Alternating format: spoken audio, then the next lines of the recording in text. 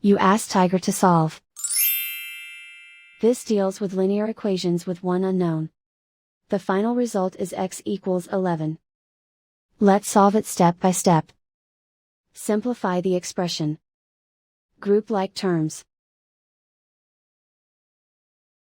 Simplify the arithmetic. Group like terms.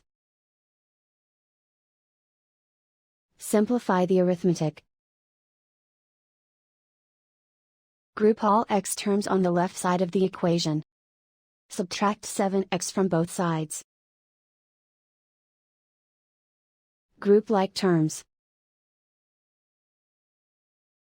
Simplify the arithmetic. Group like terms. Simplify the arithmetic.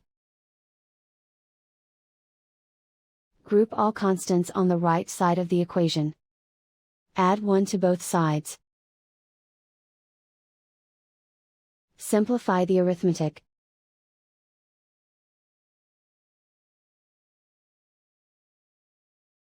And so the final result is x equals 11.